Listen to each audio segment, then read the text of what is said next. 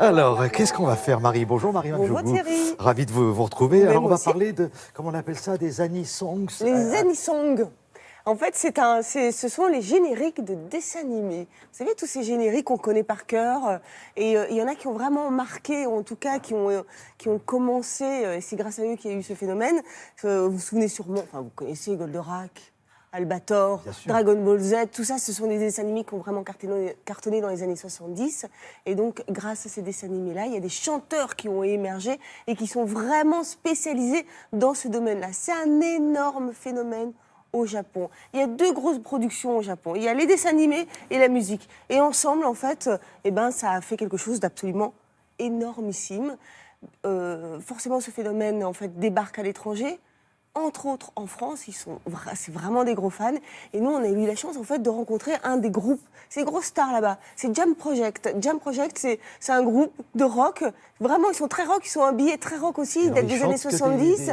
Et ils chantent que des génériques de dessins animés. Eux, ils sont vraiment spécialisés dans ce domaine-là. On les a rencontrés donc à Paris. C'était tout début décembre, au Trianon. C'était à l'occasion du Japan Music Party. Je vous laisse regarder par vous-même. Vous allez voir, ça déménage.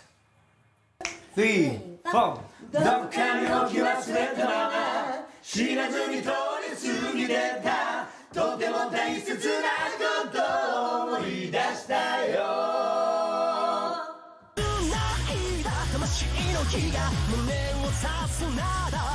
On appelle l'anisong en fait les génériques d'animation japonaise.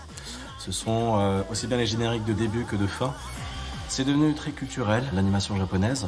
Certains artistes se sont révélés grâce à la musique de générique, tout simplement parce que c'est diffusé tout le temps. À l'inverse d'une musique japonaise où on est entre 3 minutes 30 et 5 minutes, pour une chanson sur un CD, un générique jongle entre 1 et 1 minute 30. Donc c'est très court, très répétitif, le son se répète, donc on le garde vraiment en tête. Et c'est une des raisons qui fait qu'aujourd'hui, le générique au Japon est un succès. On peut noter comme groupe Jam Project qui a vu le jour en 2000.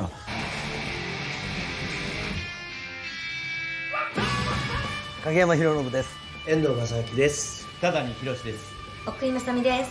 Fukuyama Yoshiki desu. Le phénomène anisong a commencé au début des années 80,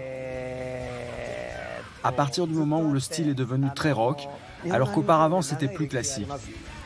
C'était vraiment de la chansonnette pour enfants. Nous, à cette période, nous faisions chacun de notre côté du rock. Alors, des producteurs nous ont proposé de nous réunir pour former un groupe d'anisong dans une veine très rock.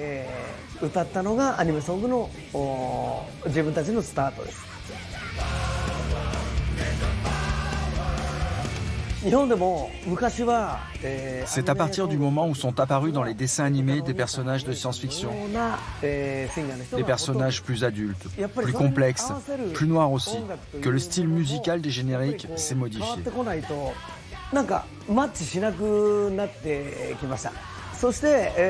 La production s'y est vraiment intéressée, des groupes se sont créés et aujourd'hui la composition de génériques est devenue un véritable courant musical ici au Japon. シンガーもロックスタイルのシンガーが起用されるようになってきます。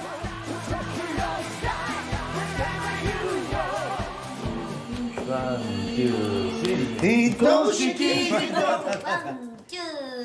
愛しき人守るために遥か彼方へと Marie, ce qu'on vient de voir là au Trianon, c'était vraiment un des premiers festivals en France. C'est le Japan Music Party qui existe depuis l'année dernière. C'était bien rempli. Et c'était la grosse ambiance. C'est-à-dire que là, vous avez des vrais fans de dessins animés, de génériques des dessins animés. C'est-à-dire que tous les gens qui étaient dans la salle, je peux vous le dire, j'y étais, connaissaient les chansons absolument par cœur. C'est en japonais, hein, Thierry.